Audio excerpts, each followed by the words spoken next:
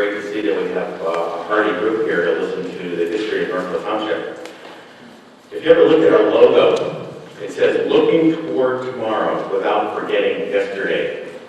Over the past dozen years, the Northville Township Board has focused intensely on the future. We've always wanted to make sure that we've got a strong legacy, that we've got a great community that we can build on. We've always tried to make sure that we've got enough recreation, public safety, land for future use. Not much attention was paid to the past. That all changed earlier this year when we created, I shouldn't say this year, last year, we created a historical commission. And their duty was to teach us about the history and help protect our history, let us know about our history. We always talk about community values. Where did those values come from? How did we start? What brought us here? All of those things we're going to explore and talk about today. And before I turn the microphone over to Dan Schneider, I'd like our historical commission to stand as I call your name. Marcy Banner, she's in the back. Brad Werner, Dick Allen, John Collin, John Palmer, Carol Ponish, and Dan Schneider. These folks deserve a hearty round of applause.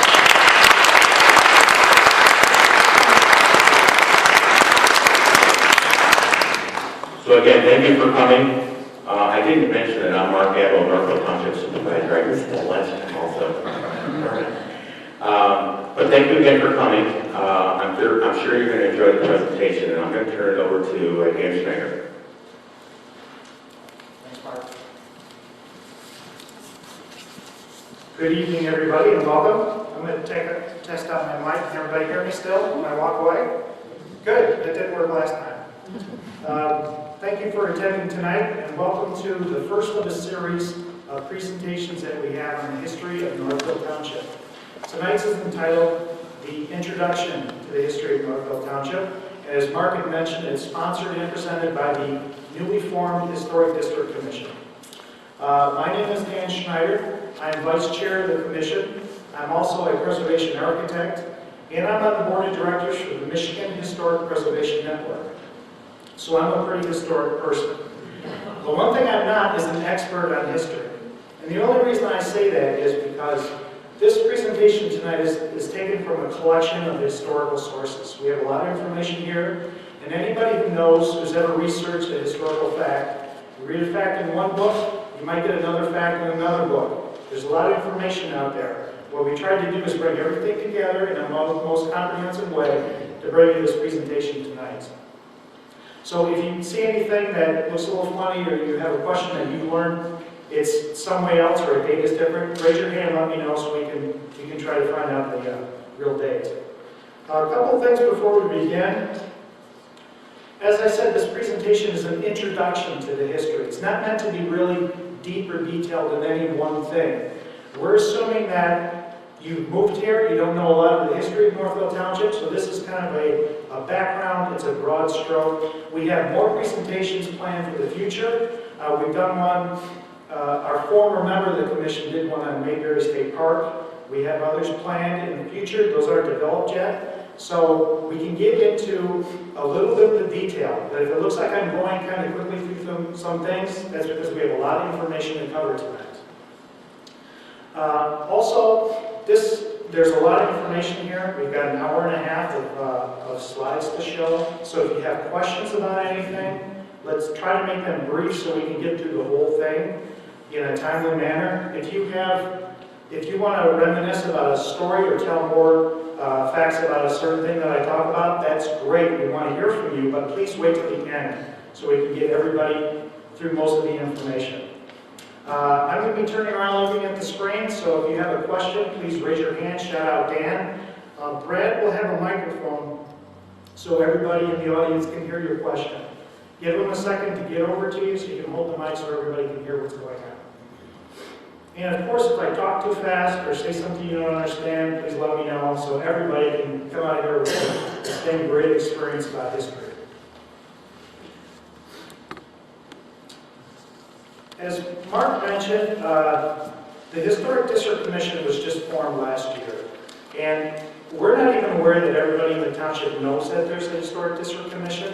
So part of our goals is to educate and promote history of the township. These are our goals as written in our bylaws, as approved by the Board of Trustees. And as you read these, you can see that we're really about educating the public, safeguarding our historic treasures, and trying to save what we have. Some people hear the term Historic District Commission, and you know, some people have had bad experiences with the HDC. You think that they're out to steal property rights, or they tell you what color to paint your house. That's not what we're about. We're about promoting and educating in the township. Everything that we do or would recommend to do in the township, we would recommend to the Board of Trustees, and they would have to approve it. We're not an agency with a bunch of power on our own doing things. Everything we do is open.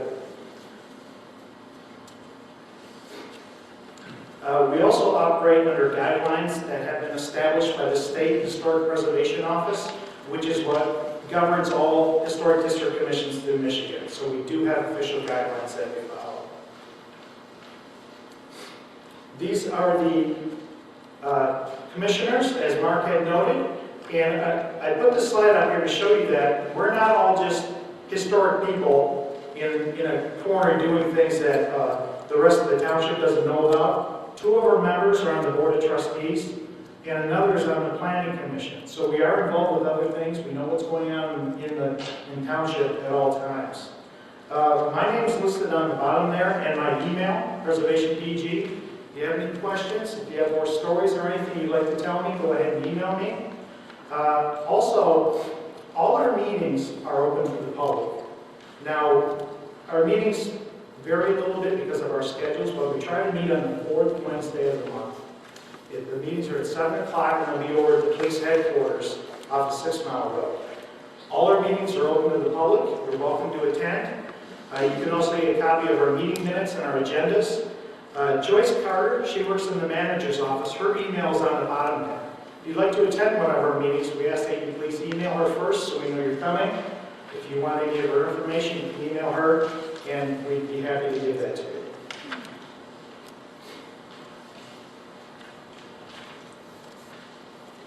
Oops. I'd like to start with a quote from the writer I.L. Peretz, and this quote is kind of in the spirit of what we're trying to do here tonight.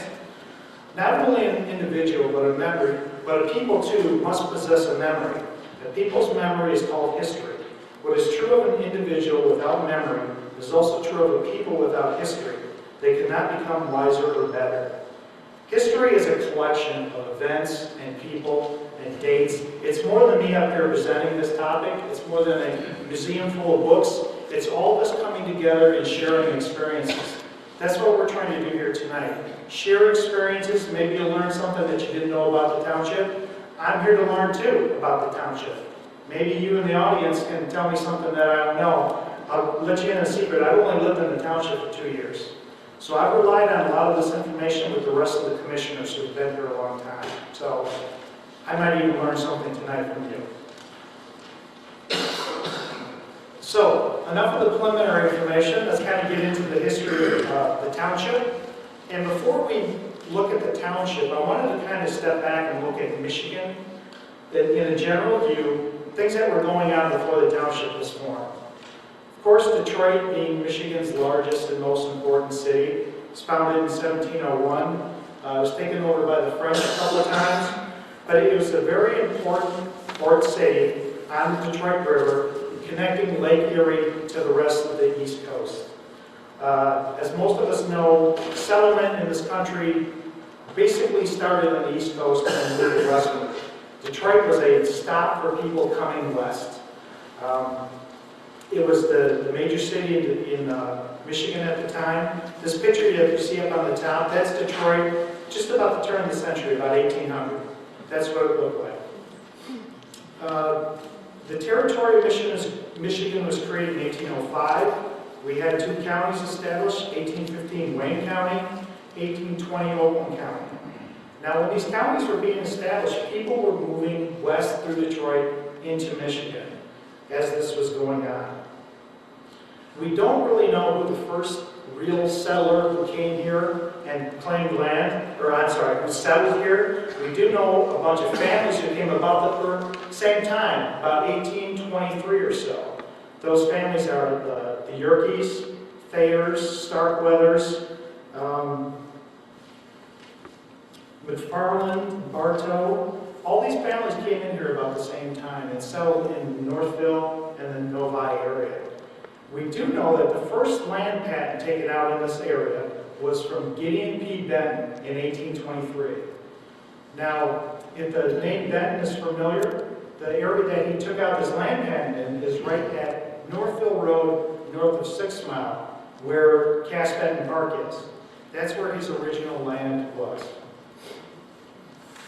Now, it was a tough road to come here and settle. Not only did you have to come through Detroit, get your supplies, it was about 18, 20 miles roughly from Detroit to this area. It took 3 days or more to travel here. The roads that were around were very muddy. It was swampy land, there were a lot of trees, so it took a while. There was horse and wagon, of course, for the supplies, the women, the children. A lot of the men had to walk that whole 3 days. So it was kind of tough to get here. There was an estimate that I read in 1837 that 20 teams of horses, 200 yoke of oxen, and 800 persons traveled through Lake Erie into this area every month. So there were a lot of people coming here. And these were hardy frontiers. It took a lot to do that. In 1825, people really started flooding into this area, and that date is important because that was the opening of the Erie Canal in New York, between the Hudson River and Lake Erie. When that opened, people had a direct water route to come here instead of traveling through Canada or by land. So that really opened up people coming here. This is a copy of the land patent of Gideon P. Benton in 1823. Now, well, I forgot to say that this is the second time we're giving this presentation. We gave it in January too. So don't feel bad that you missed that first presentation. We added new slides here tonight. So don't tell those people. But this is a new slide that we didn't show last time. Dick Allen found this over at No Race for me. So this is the land patent. Gideon P. Benton of Livingston County, New York. This is dated the 22nd of February, which is ironic, that's today. I didn't know that until we found that out today. In the year of our Lord, 1826. And it's signed by John Quincy Adams, President of the United States. Now, in some of our publications, I read that Gideon P. Benton got 240 acres, but in this first land patent, it's only for 80 acres. Containing 80 acres right there. So maybe he got additional land patents. This first one was for 80 acres.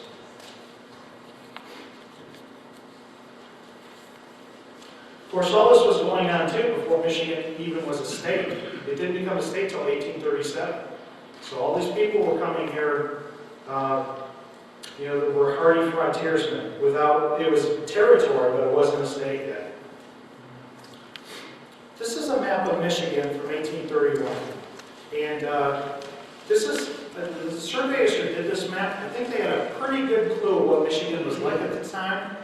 A lot of the rivers around the coastline are documented. You can see the left hand of the state kind of leans in a little bit, so they were a little wrong there. But they showed Saginaw Bay, Little Traverse Bay, so they had a pretty good indication of what was going on.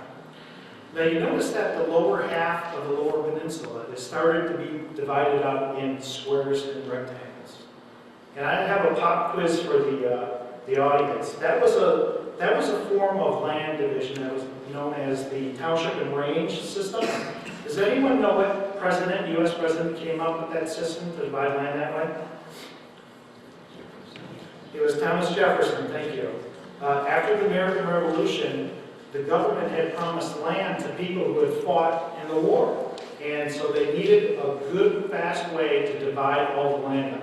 Now this is outside of the 13 colonies. Those were already developed. Back then they used the meets and bounds way of dividing land, which was use contours and natural features. which land changes over time, that's not a good, accurate way of doing it. So they came up with the township marine system.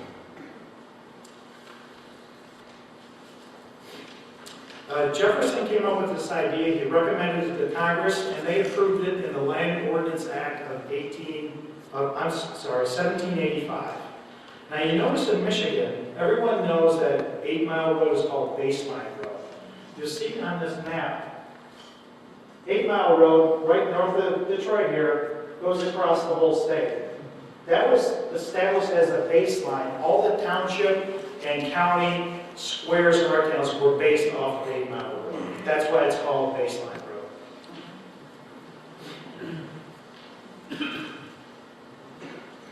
This is a close-up of that map, and this shows the area that we're in, right here in Plymouth.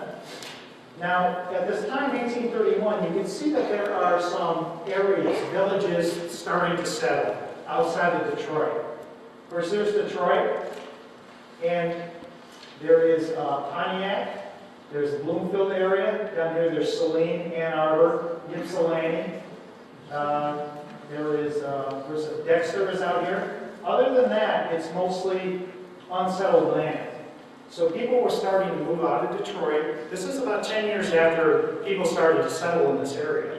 And they started to form where there were, of course, people started to form where there were rivers and water sources. This map is also interesting because it shows the roads that were starting to be established at this time. A lot of roads were established on old Native American trails. There is a road indicated from Detroit. You can't read this, it's cut off, but it said the Chicago Turnpike. That is more than likely Michigan Avenue from Detroit all the way to across the state. Pontiac Trail. Well, Pontiac Trail ran from down here in Ann Arbor up to Pontiac. But it looks to me, maybe I'm wrong, but it looks like someone started to draw a Pontiac Trail and it got erased. That was so smudged to me. Maybe they weren't sure if it went up there or not, or if maybe it was still muddy. But we know that Pontiac Trail was an old Native American trail named after Chief Pontiac. This road to me looks like it could be Grand River, which ran from Grand Rapids all the way to Detroit. So you can see things starting to develop. There's also some strange names on this map. You see here the Pekin was the original name for Redford. And you see Nankin down here. Nankin was the original name for Westland. So some things were still changing as this map was being developed. Now our area is right in here. And it's the Plymouth area. You also see Farmington here. This area was all called the Farmington Territory at one time. We were part of the West Farmington Territory. And as things developed, we were known as Plymouth then. So that's indicated on this map.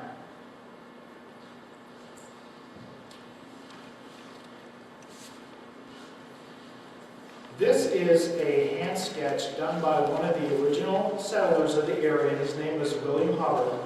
I found this in Jack Hoffman's book, which is available for sale outside. If you're interested, there's a lot of good information in that. The map was not dated, but we guess it's about 1845 plus because some of the landmarks on this map. But I added some of the modern day mile roads where those were, Napier and Haggerty. I don't know if they called them by those names back there because Mr. Hubbard noted just good road. He didn't say what the name of the road was. I wish he would have done that, but he didn't. But we know that's where the roads were. He did a really good job of documenting our township area. He did make some mistakes. This is downtown Northville right here. You see he drew it up a little high and he crossed it off, put it down here. Also Plymouth, south of 5 Mile, he noted this as Plymouthville. And then south of Plymouthville, it's called Plymouth Corners. So maybe at one time there were two different areas that formed Plymouth. He also drew Plymouth Corners down here and crossed that off and relocated it. He also was very good at noting the topography and the lay of the land. Heavily timbered, oak maple, soil and gravelly. He also has gravel way up here, heavy timber. He's got a good indication of where the water features were. Clay, heavily plains here he has. So he really tried to document this as best as he could. This was a great tool to find what this area was like at one time. Now, speaking about the Plymouth Corners and the Plymouthville, there are settlements that are started indicating on this map that we no longer have today. Plymouth Corners is one. Here's downtown Northville. You come down Northville Road. Waterford is indicated. There's another place here called Phoenix. Over here it's Cooper's Corners. So there were some other settlements that people had started that didn't survive. And we'll talk more about two of those that were in Northville Township.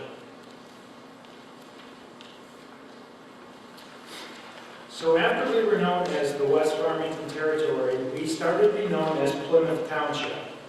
Plymouth Township actually consisted of Northville, Plymouth, and Canton. It was established in 1827, right after people started moving in this area. Canton didn't stay around long. They left in 1834, probably because they were big enough on their own or they were far enough away. So when Canton left, then it was just Plymouth and Northville areas. Now, downtown Northville and downtown Plymouth were areas of heavy settlement. So as more and more people came in, they realized that they wanted to establish themselves as villages. So they both did that in the year 1867. I think that's funny that they did it in the same year because, as we'll see, there's been some competition between Northville and Plymouth. And I don't know who did it first, but they didn't want to be beat by establishing themselves as villages.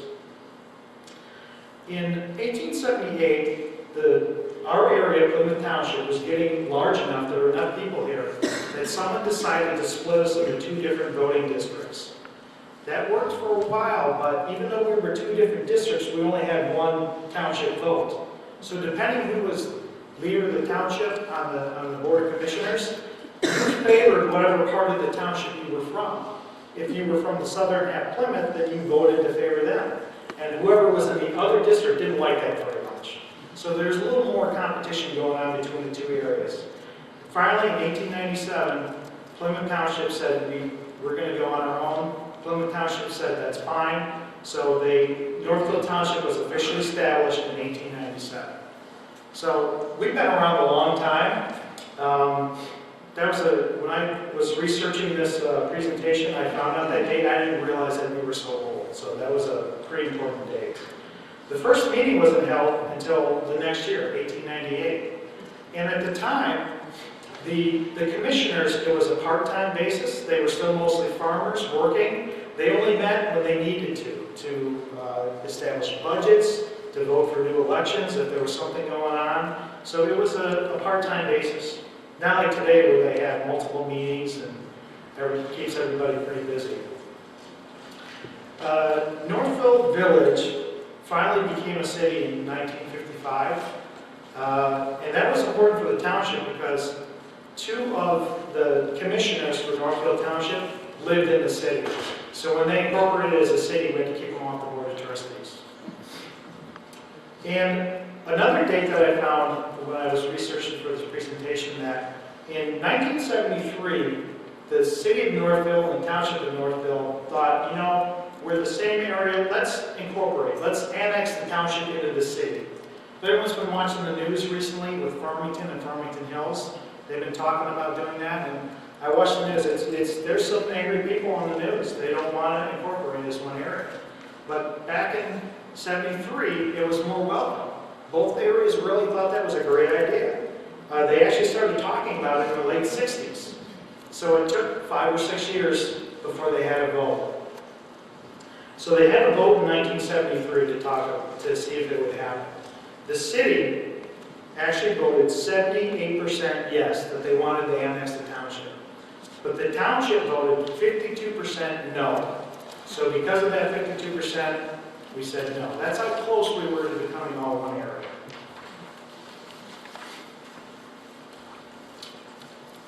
At our last seminar, when I brought up the fact that Plymouth, or Northville Township split from Plymouth Township, and everyone liked it. Well, there was some conversation that some people had heard that that was an illegal move, that they did it without state approval. And this is a new slide from last time. Thank you, Dick, for finding this also. This is Michigan Public Act 395 of 1897, where it is actually official that Northville Township did get approved on April 16, 1897, to go on their own. Mill Race is a wonderful place. If you dig long enough, you can find just about anything. When we showed that hand sketch that Mr. Howard had done, he had shown some villages, some settlements that are no longer around. I'd like to talk about two of those that are very important in Northville Township. One was called Waterford and one was called Phoenix. They were both established in the same year, 1837, and they both have grist mills. They were established on the Rouge River. They both had mills involved with them, and they were both pretty important communities. Waterford, this is a close-up of the map. This is where modern-day 6 Mile. 6 Mile does a little turn when it hits Northville Road. So this is north and south Northville. This is 6 Mile. This is where the village of Waterford was established. Now, two brothers, the Ramsdell brothers, established the village of Waterford. And there were about 29 buildings that were in this village. One of the buildings was called Mead's Mill. Mead's Mill was established by 3 Meads brothers. And it was a very important mill. It was a flour mill, but there was also a sash window factory. There was an iron foundry. And over time, it became a stop on the Underground Railroad. So it was a very thriving community. Unfortunately, Meads Mill burned down in 1850. And the Meads brothers said they were not deterred. They said, we're going to rebuild it, and it's going to be even bigger. So they rebuilt Meads Mill. And when they rebuilt it, it was the largest mill in Michigan at the time. So it was very large. Unfortunately, it burned down again in 1870. At that time, both the villages of Plymouth and Northville were really established, thriving communities. They said, you know, we can't compete with that anymore, so they did rebuild the mill. Now, there's a lot of residential buildings still in this area of the original Waterford. Some people call this area Waterford, some Meads Mill. I've heard of both, but because of there was a post office here that the Ramsdell brothers had established. They called it by the name Waterford. That's why the name Waterford is more apparent. Down the road from Northville Road, this is 5 Mile, Northville Road. This is where 5 Mile does a jog, right here around Phoenix Lake. There was another mill established called Phoenix Mills at the same time by a man named J. Austin. He lasted a little longer than Waterford, but his mill burned down in 1905. And that was the last information I have about that. I don't know what happened to Mr. Austin, but we do know that Henry Ford came in, and we're going to hear Henry Ford a lot today. Henry Ford came in the early 1920s. He purchased land and he built a factory.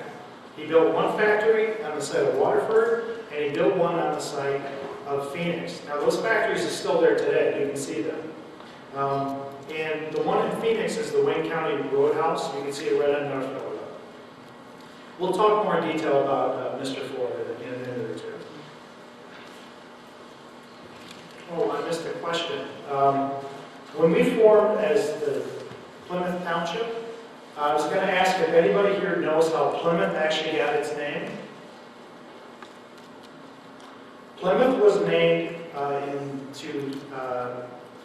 it was named in honor of the original American colony settlement in Massachusetts at Plymouth Rock.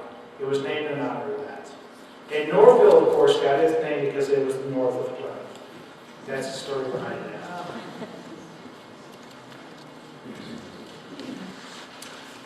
We have pictures of Phoenix Mill, but we do not have pictures of Meads Mill or the early settlements of Waterford. So I'm going to go through some here of Phoenix Mill. This is, it's dated pre-1900. This is looking north on Northville Road, and this is where 5 Mile does a jog and heads east. This is Phoenix Lake right here. This is Phoenix Mills. Now, what a wonderful building. Look how that commands the landscape. You come around the corner, you're anywhere in the township, you're going to see that building right there. That was quite the building. And there was also a bridge here. This is the same view, just looking south. You're standing on Northville Road looking down to Plymouth.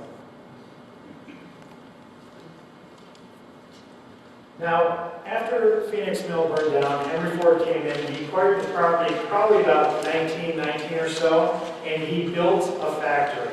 This is called Phoenix Ford Plant, which is right here. That's the building that still stands today. And this is Phoenix Lake. You're looking south this way towards Plymouth. This is basically the way it still looks today. There's a lot more trees there. Maybe the bridge has got more guardrails there, but that is basically how it looked. Someone told me that these cars are about 1930. I'm not a car guy, so I'm not sure. So we don't know what date this photograph is, but we assume it's about 1930 or later.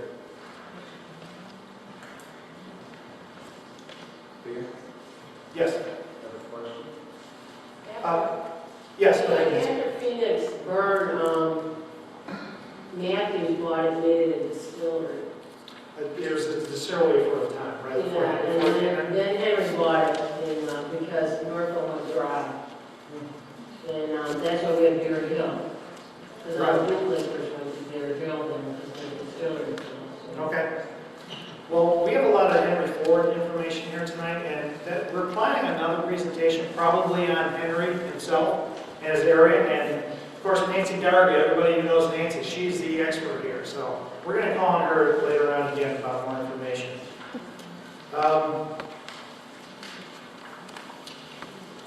The Phoenix Ford plant, Henry Ford really knew how to run his factories, and he did it in his own way. The Phoenix factory was all women. So this is a shot probably about the same time, about 1930. And to me, it looks like maybe one of these women is not going to be working in the factory anymore. It looks like she might have a gift in her hands here, and there's a suitcase on the ground. So one of the stipulations to work there, you couldn't be married, or you had to be widowed to work there. So maybe someone got lucky to be married and move away. But this is looking north on Northville Road, northwest. So that's what the area looked like about 1930 or so.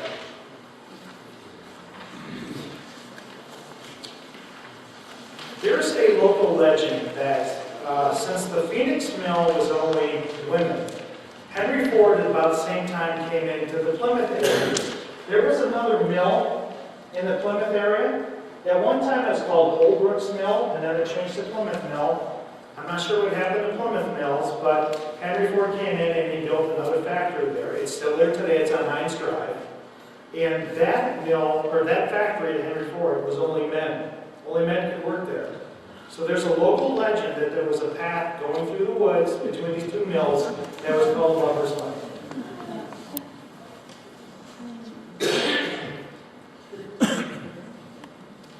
Of course, these are pictures of the Ford plant today. The bridge, I think it burned down almost at the same time the dam broke and the bridge went down with it. So Henry Ford rebuilt the bridge at the same time that he built his factory, about 1920 or so.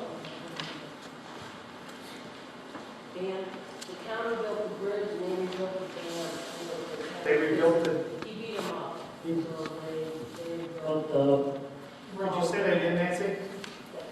Henry had something on the county, so he got to rebuild the road and the dam. And he got the county to partner with him on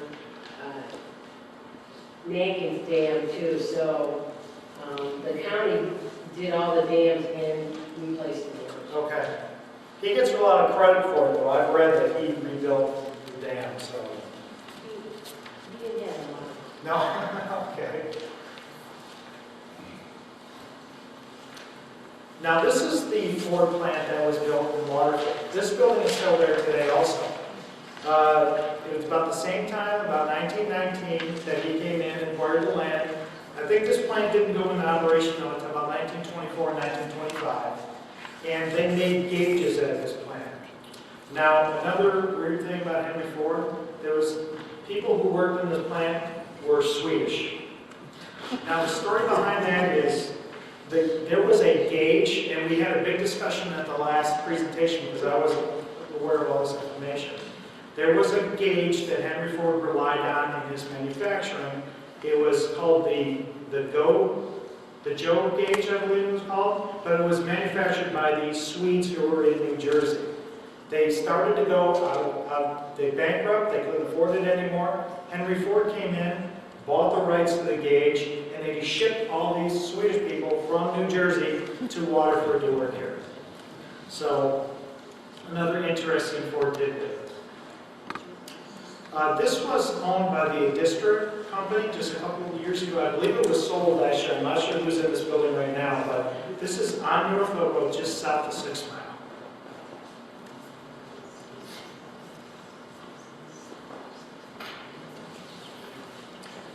We don't have any pictures of the original Waterford or Meads Mill, but we do have some remains.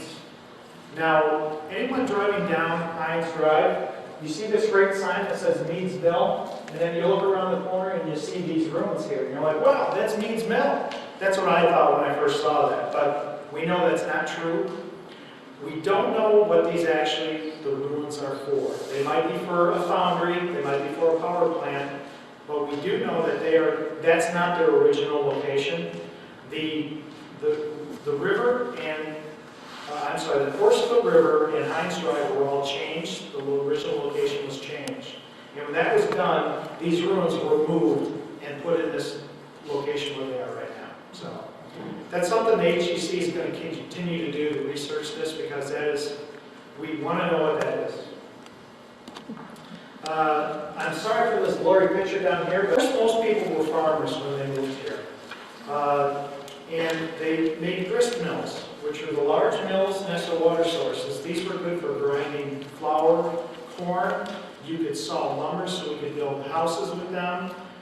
Any manner of things with water power were grist mills. So people who built grist mills were very important for the local community. There were also brick and pottery making kilns. We had several apple orchards in the township. Of course, Foreman's cider mill was established in 1910 in the township. I think it lasted until like the mid-1990s. So that was around for a long time. Also, if you remember that hand sketch by Mr. Hubbard, you noticed that the land was very gravelly. We had 4 to 5 very prominent gravel pits in Northville Township. And people really knew when they were in operation because they used dynamite to get the gravel out of the ground.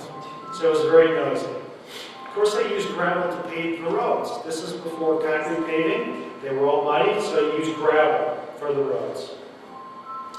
Lumber was also a big industry. The area was heavily timbered. That lasted for a while. One of the main important industries in the 1800s was the Northville Fish Hatchery, and I've got a slide I'll talk about that in a second. As more people came in and as technology expanded, transportation, of course, got better. Before we had horse and wagons, that progressed to trains, and then we had interurban in the Northville area. This is a picture of the interurban right here. It's basically an electric streetcar on train tracks. And this ran in Northville area from about 1898 to about 1924 when cars really started taking over. But this was a great alternative to riding a train that was heavy, had a lot of cars. You could jump on the interurban, it was a little more comfortable for passengers, and you could go a lot faster.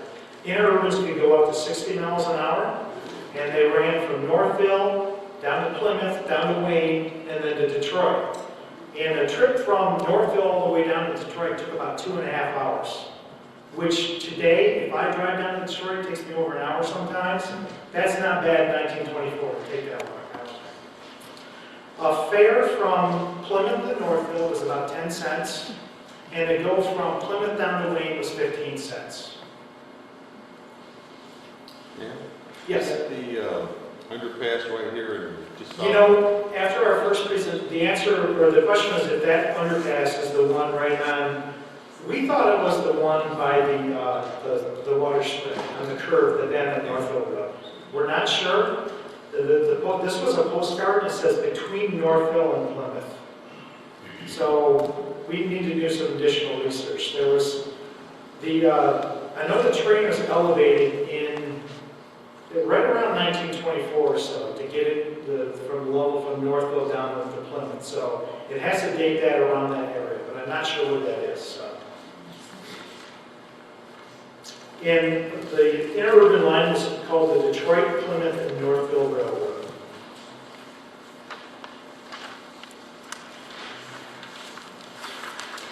This is the Northville Fish Hatchery, and I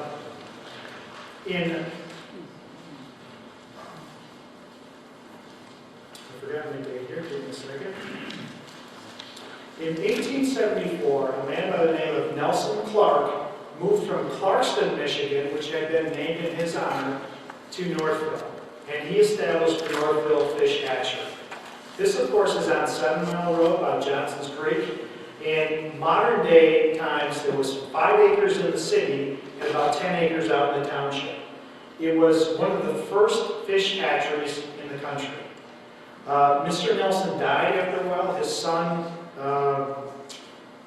Frank took over, and the operation grew. This came to be one of the largest, most profitable fish hatcheries in the country. It got so profitable that Frank, after a time, he leased it to the U.S. government, and they took over. In the 1890s, they had 10,000 stockfish, and they had 250,000 trout in the hatchery. Between 1886 and 1891, they had 150,000 fish distributed to about 8 states. So it was a very large operation. Of course, this is where Fish Hatchery Park is now in 7 Mile. I'm not sure if some of the features are the same as back in the day, but I do know that there's one original building still there on 7 Mile Road, which is one of the original buildings from the Fish Hatchery.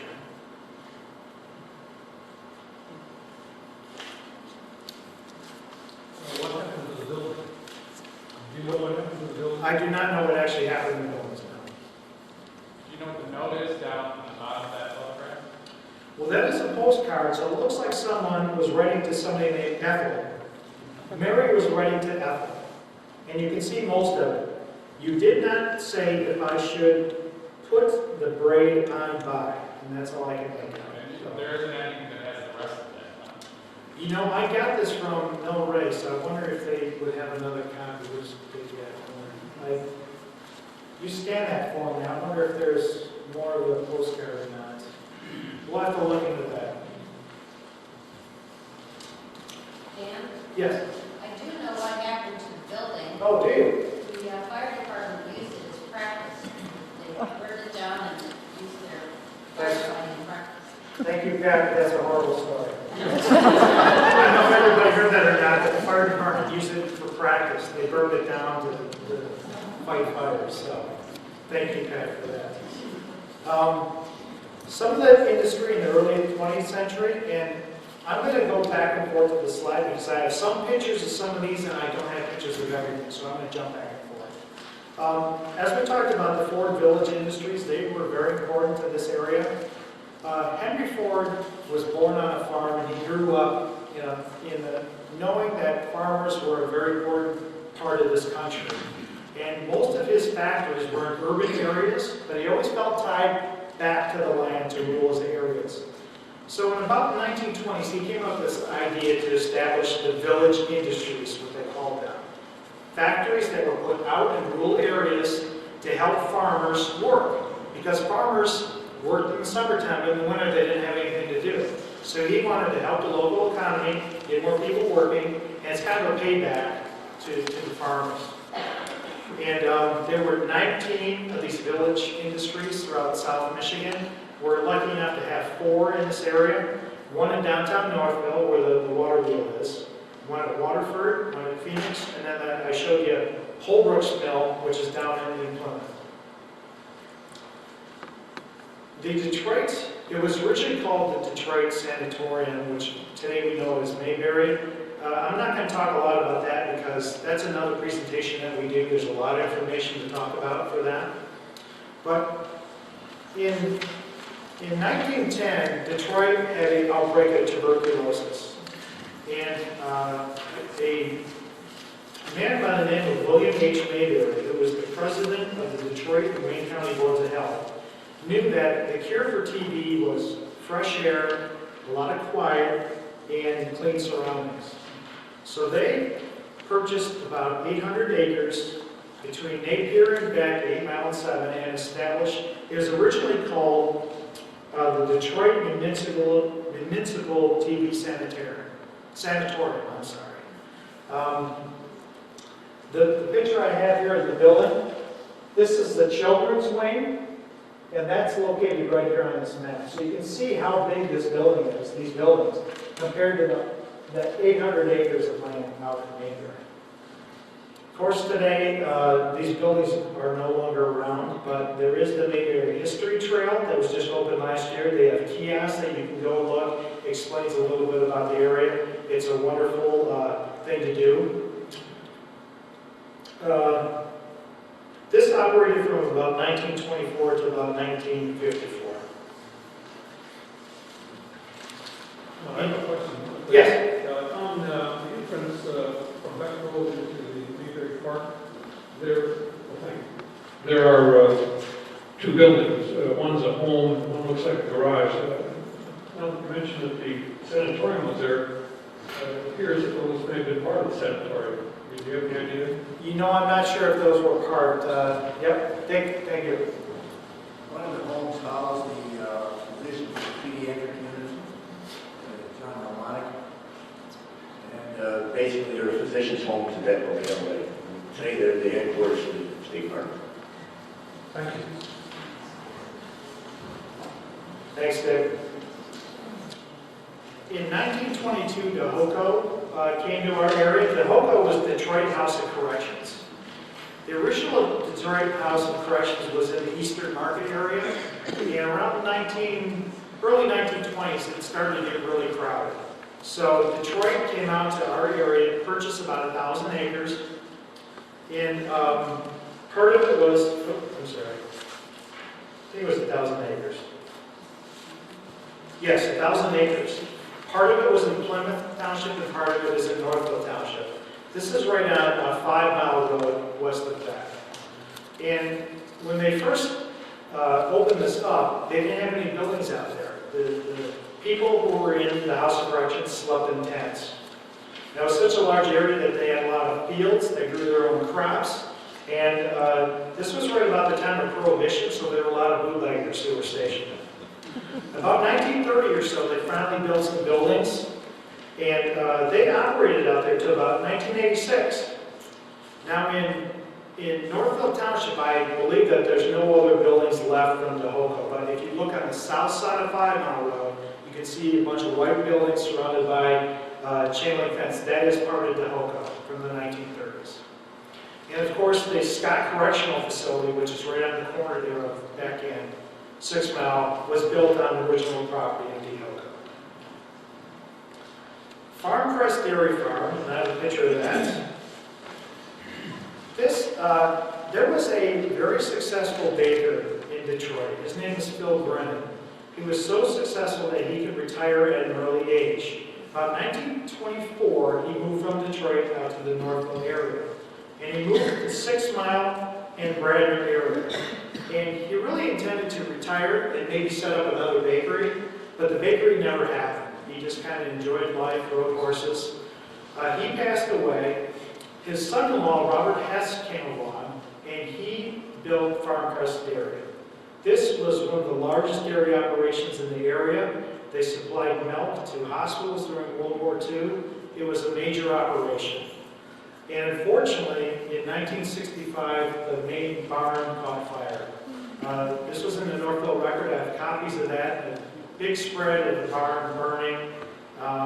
It was an unfortunate event, and that was enough to set Farm Crest, they couldn't operate anymore. So the farm discontinued operations.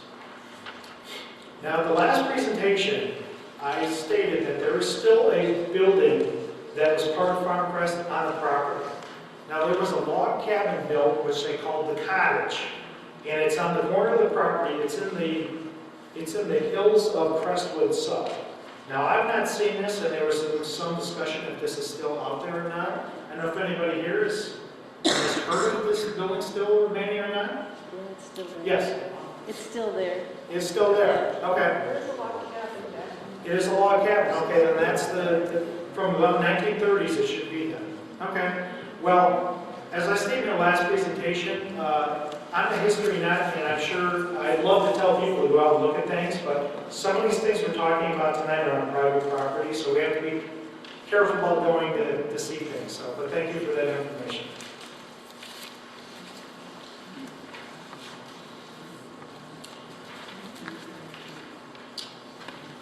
The Wayne County Training School was established in 1926, and I have a picture of that. This is on, or this was on Sheldon Road, just north of 5 miles. 5 miles right here. You're looking northeast right here. This was a very large operation. This was originally called the Wayne County Training School for Feeble-Minded Children. They quickly changed that because that was not a proper name, but it was for mentally challenged children. And it was a very large operation. You can see how large the site is. Many buildings, they had the power plant, there was a power plant, water tower across the street here. It was a very nicely detailed facility also. It was designed by the architects from Detroit of Burroughs and Gold. And you can see from the administration building that they took some time to make their buildings look very nice. In researching for this presentation, I stumbled on a website. The Wayne County Training School has a very vast website that you can go see. It's at the end of the presentation. But there are people who operate the website who are actually who were in the training center and who were instructors who worked there. So there's an email for them, there's a lot of pictures, they have original drawings. You know, I got lost on this website, there's just so much to do here. Anyone who's ever heard of the story behind the Northville tunnels behind below buildings, this is where they came from. Most of these buildings were connected with tunnels for the mechanical system. So this operated from about 1926 to about 1974, when the training school ceased operations. These buildings sat for a long time, and unfortunately, a lot of shenanigans happened here. A lot of people broke in to see the tunnels. There was a lot of problems with the police, and so the training center was taken down. Now, before it was taken down, the township actually housed themselves in one of these buildings. I forgot which one it is. I think it was one of these on Sheldon Road here. So the township offices were in one of these buildings for a while. Now, if you remember William H. Mayberry from Mayberry State, or Detroit Sanatorium, he also was involved with planning, design, and operation of this facility. So he was very important to this area. And unfortunately, Mr. Mayberry died from the very disease that he tried to help prevent, TB. He succumbed to TB and he died in 1931.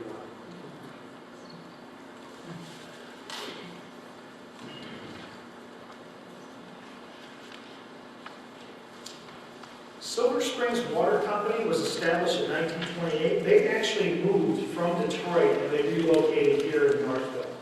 They were at Curtis Lake, which is by the Highland Lake subdivision.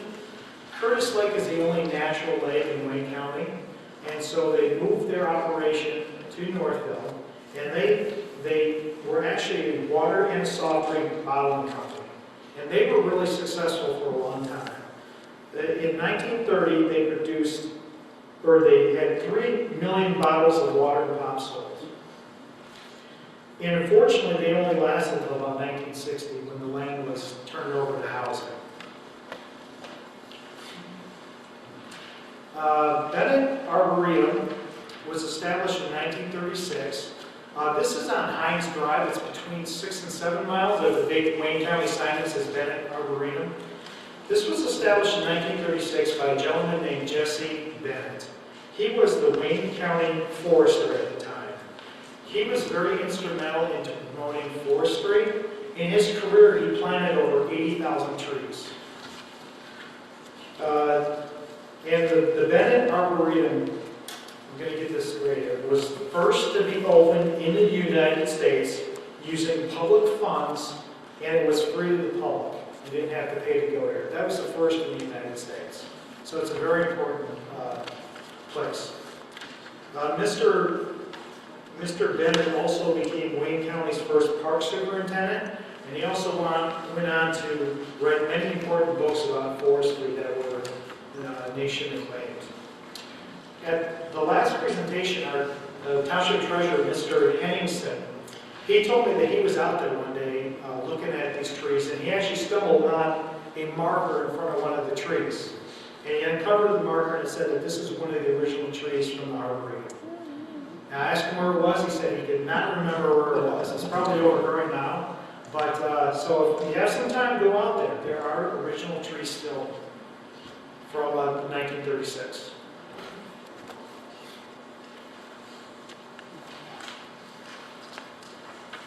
Late 20th century industry. Of course, there's the Northville Site Hospital, which is put in operation about 1951, 1952.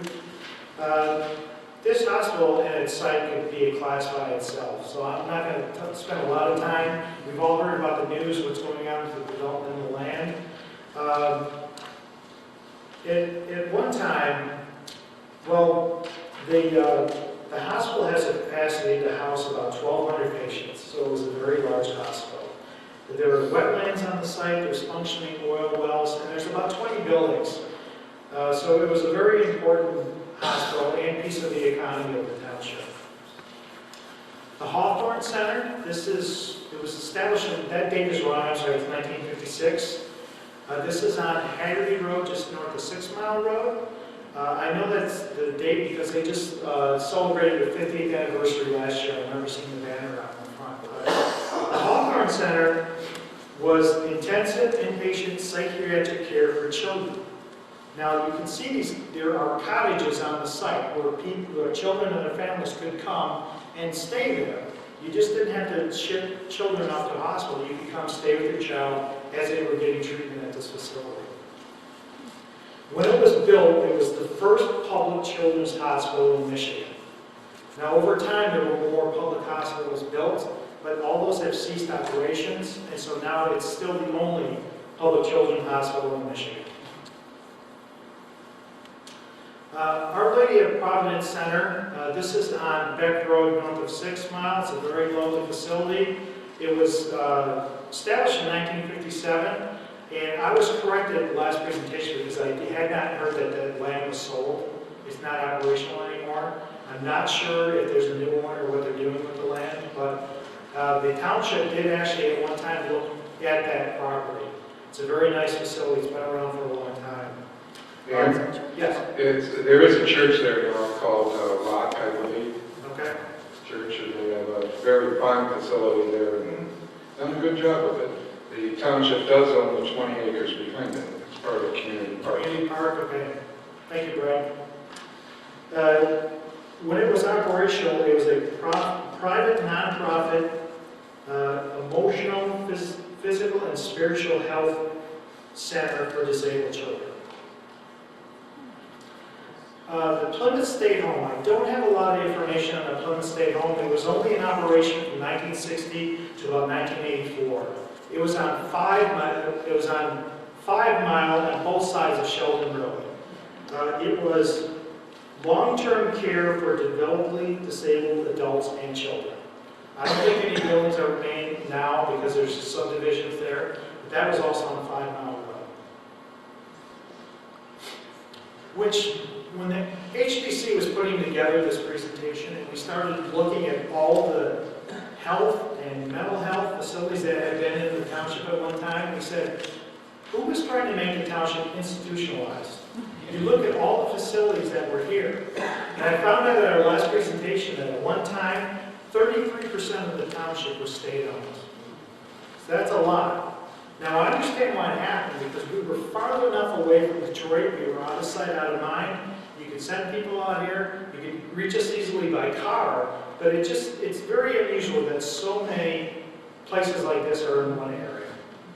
Now, as a township, we're lucky that they were here because they brought people in, they were important to our economy, but these are usually centers that people say, not in my backyard. So we have a large portion of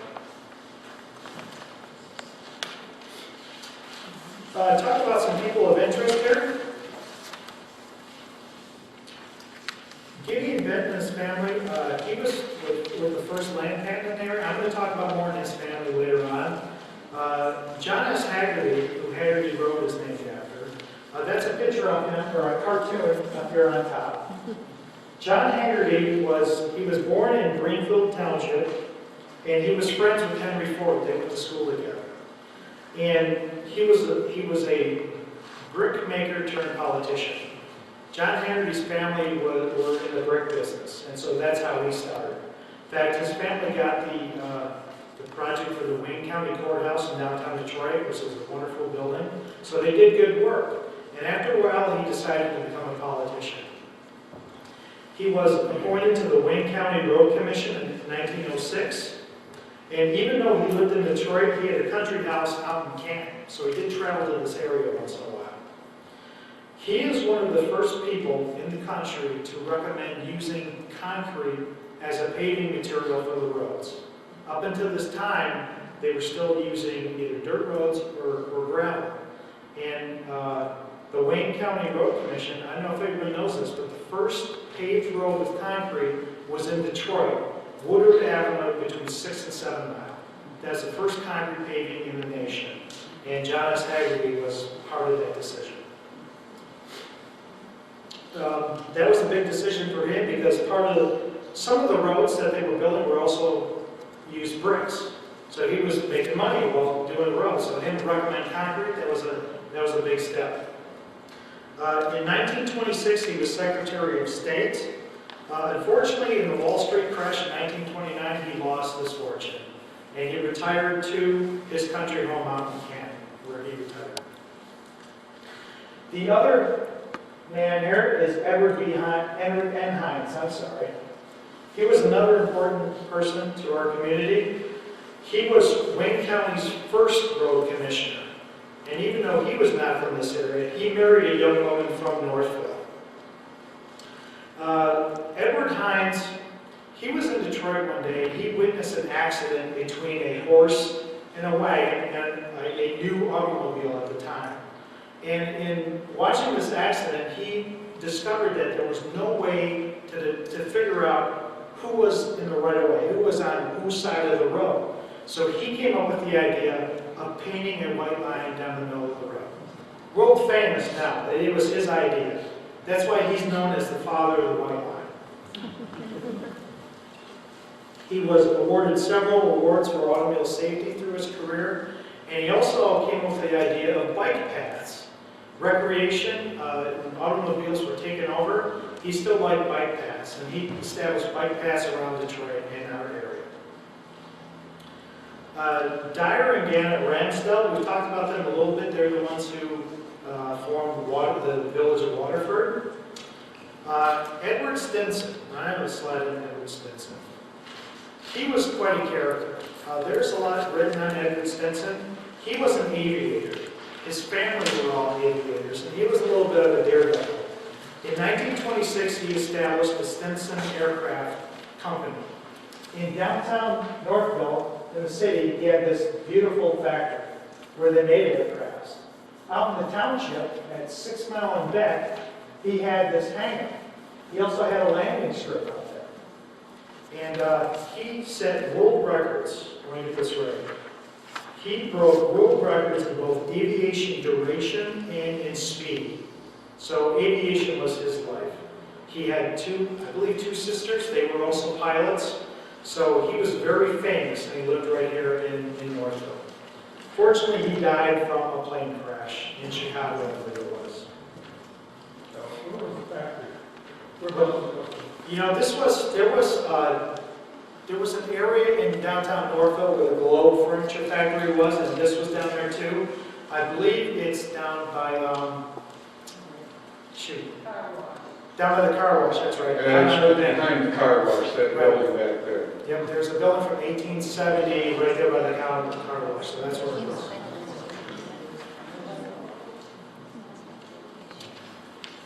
Rufus Thayer, I think I have a slide on there. I apologize for that picture of Hiram Thayer. I got that from a scan of a scan, and that's the That's the best I can do, but the Thayers were a very important family for Northville Township. Rufus Thayer was one of the original settlers of this area. He came here from Massachusetts in 1826, and he set up on, it's called Thayer's Corner. This is a corner of Napier and 6 Mile Road. Just him and his family owned multiple corners there. Rufus was a farmer. His son, Rufus Jr., was very important to the township. The school right here still exists today. Rufus Jr. sold that corner of that land right there on 6 Mile to the local school district in 1854 for $5. So this is actually the second school that was built on the site. The first one burned down. This one was built in 1878. Now Rufus Jr. had a son named Hiram. Hiram was very important to the township too. Hiram was a township supervisor for many years. He was a drain commissioner, and he was also the county auditor. So he was very involved in local politics. Now, not all of the Thayers are buried in Thayer Cemetery, which is right behind this building, but Rufus is, his wife, and I believe Hiram is also.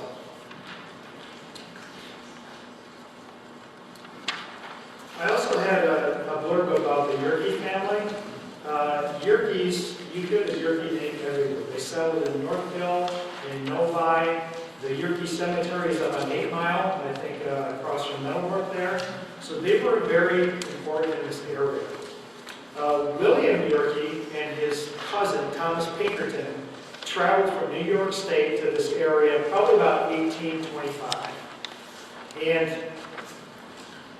they claimed land. Now, back in the day when you traveled here, I forgot to mention this earlier, I'm sorry. When you traveled here to claim land, you just couldn't stake a claim on land. You had to go all the way back to Detroit to stake your claim and then come back. What the Yerkes did is they left their family in New York State. They came all the way here, claimed land, went back to Detroit to stake the claim, then they went back to New York to bring their family. So William brought back his father, Thomas Yerke, who also was very important to the Northville, Novi area. Their original house is in Millrace Village right now. Dan, we have a question. Yes, I'm sorry, I didn't see it. The second picture on the right hand, who is that? On the bottom, that's Edward Hines. That's Edward. Yes.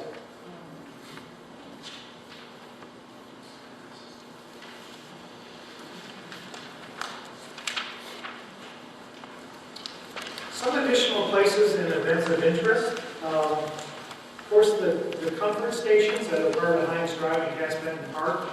I've got a slide, so I'll talk about that in a second. Northville Ski Jump, I also have a slide. Let's go and talk about those now. This is the Cass Benton Comfort Station, which is where Cass Benton Park is. Gideon P. Benton, Cass Benton is Gideon's nephew. And they own that land right there where Cass Benton Park is. In Cass Benton's will, he donated the land to the Wayne County Park System. Cass Benton was,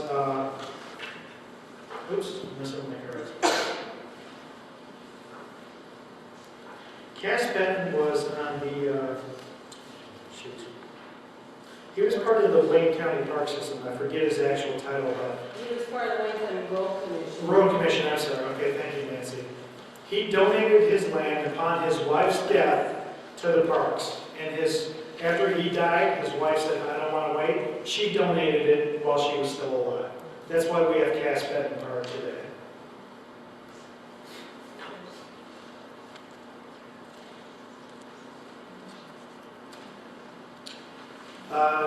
Another important event in this area is the Northville ski jumps. There were 2 ski jumps in this area. This one that we have a picture of was on the corner of 7 Mile and Sheldon Road, part of Hines Drive. It's right across, like kitty corner from where the fairgrounds were and it's the racetrack. It's right across from the racetrack. There's also one in downtown Northville up on Buckner Hill, which at the time was the highest point in Wayne County. I'm not sure if it still is or not, but these were world-famous ski jumps. World-class skiers came here. And you can see that not only did they take the hill, but then they built a wood structure on top of that. And people came from all around to see people ski jump. Now, I've read that there's still a portion of the ski jump. There's piles of dirt. You can still see remnants of that. I'm not sure. I haven't been over there yet, but I know the wood structure is still no longer there. Yes, Brett? Dan, one quick comment Nancy wants to make about comfort stations. Just Dan, I think the audience should know that Jesse Merrill Bennett revolutionized roadside development. Remember you said he wrote those books, he wrote 2 books? Yes. Okay. He came up with the concept of 24-hour tourist centers on roads, and the Hatchery Comfort Station is the only one still remaining of his prototypes. But this one here is one that was fashioned after a train station. And so in the turn of the century, when he started building these comfort stations, public comfort stations weren't really, weren't common. You had to pay to go to the bathroom at a toll house or something like that. Hatchery actually had a 24-hour tour guide. So when you drive on the interstate today and you go to these tourist centers, the actual prototype for tourist centers were in Hines Park. Well, the first one was on Michigan Avenue, but one that still remains is Hatchery on Hines Park. And that's why these comfort stations, it's so important for us to preserve them. Even though I always get grief because it's so costly to repair their terrazzo floors and their slate things, but that's why they all have lobbies in them too, because they're patterned after train stations. Thank you, Nancy. And what you also mentioned before, that area of the Cass Benton Park, it was called Beer Hill at one time because that's where a lot of bootleggers hid out. And when the police came after them, they ran up into the hill. So that hill's called Beer Hill.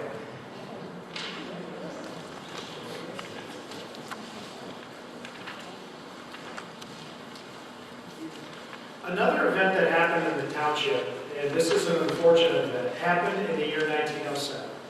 It's called the Salem train wreck, and it actually happened in the area of about Napier Road and 5 Mile. It's called the Salem train wreck because there were 2 trains that collided. And there was a passenger train and another train that was a work train. And the passenger train passed through Salem, the city of Salem, on its last stop. That's why it's called the Salem train wreck. I have a nice little pamphlet here. This is the Salem Area Historical Society. This is all on the Salem train wreck. And to this day, it still remains Michigan's largest train disaster. 33 people were killed, 101 were injured. This happened about 9:15 in the morning, and it took everybody by surprise. It was a devastating event. I think I have more information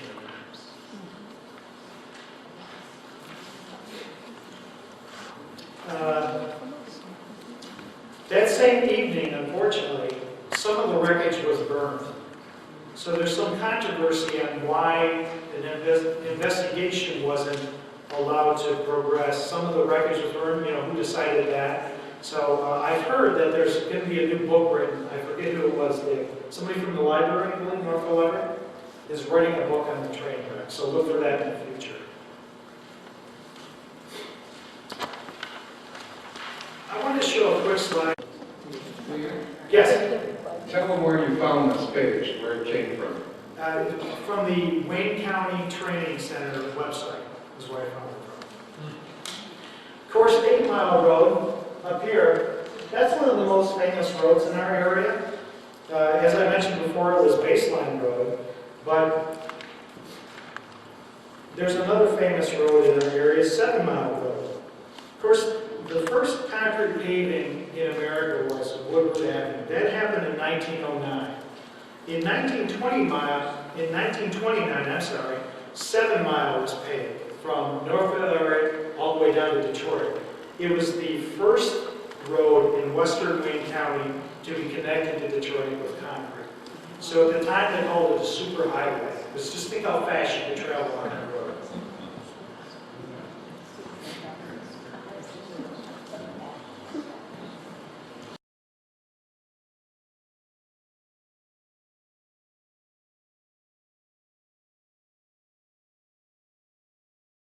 Okay. Some recent history that I want to go over quickly. Of course, this is all possible because of the formation of the Historic District Commission in 2005. I hope everybody knows about the Thayer's Corner Barn, which is on Napier Road, just north of 6 Mile. The township and Marv Gans, one of the trustees, went to great expense to move this barn. It was in the Ravine subdivision. The Ravines Homeowners Association tried to get some money together and save it. They decided that they couldn't find a use for it, so they started getting money together to demolish it. The township found out about it. A big campaign was put together, and it was moved last year. It's been restored. It's been strengthened, so we can use it hopefully one day for a public event. It's a very beautiful barn. It's not open to the public, so you have to coordinate with somebody to get into it, but I would recommend if any event happens that you can come see it. A lot of work was done to restore this barn. As I mentioned before, the Mayberry History Trail opened in 2006, and they've got a wonderful trail system with little kiosks. You can spend a couple hours over there looking at the history. They have a lot of photographs of buildings that used to be there. I would recommend that for a day, walking out in the woods. And of course, one other thing that we're doing, Dick Dale and John Connolly from our commission, is we're doing an oral history program. This is a continuation of the program that the township had been doing for a while, where we've been meeting with old-time residents or people who know history, and we're talking with them, we're transcribing everything, we're recording it. So it's a big program that we're doing, and hopefully we'll get a lot of history from that program. Dan? Yes? I mean, for if anyone's interested, so far, the histories we've done is a man named Charles George, who lives in Waterford, and home has been in his family since 1931. He grew up in the area, some very interesting tales. We interviewed the two of the Plymouth Township Councils. One was the first law enforcement officer in the community, Jim Schroet. Some good background there. We've also interviewed Dr. Bromonic, who was the head pediatrician for Mayberry. We just finished one with Michael Green, who was a student at Thayer School. And we're in the process of transcribing another gentleman who went to Thayer School from 1927 to 1934. That won't be available. Right now, the ones that are finished, if you'd like to read about them, they're available in 3 locations. In the Township Hall, go to the manager's office and talk to Joyce. She can show you where they are. They're in the Northville District Library, the local history room. They're under lock and key. I'll get a librarian to open the case for you. Or you can go to Mill Race and KDM's the archives from Thursday, Friday, 9 to 1. It makes some very interesting reading. We're continuing to try and find people who live in the township for many years to get their history and take on what's happening. Thank you, Dick. Yes, there's another question. Suggestion. For people that are interested in the Mayberry Sanatorium, there's a website put together by Carly Dakota, mayberrysanatorium.com. And she has taken a lot of statements from former patients, pictures, a lot of other information, and kind of put it together on a website. mayberrysanatorium.com. Great, thank you for that. There is a little bit of history on the Wayne County training. I don't know, training site, I don't know if they have Mayberry, but I know they have the old psych hospital on there too. These are some of the books that we use putting together these presentations. You'll find 2 out in the lobby. They're for sale tonight. There's also a 3rd book by Barbara Louie called Northville, Michigan. This has got a lot of great information in it. This is Brad's book. This is called Plymouth and Vintage Postcards. This is a lot of great photographs and images. If you're interested in more of the Henry Ford and the comfort stations, this is a booklet put out by the Motor Cities Automobile National Heritage Area. If you want a copy of this, please see Nancy Darga. There's a lot of information, not only in Northville, but Plymouth and in all the areas. There's driving tours that they're planning, so you can take a trip and visit other Henry Ford locations.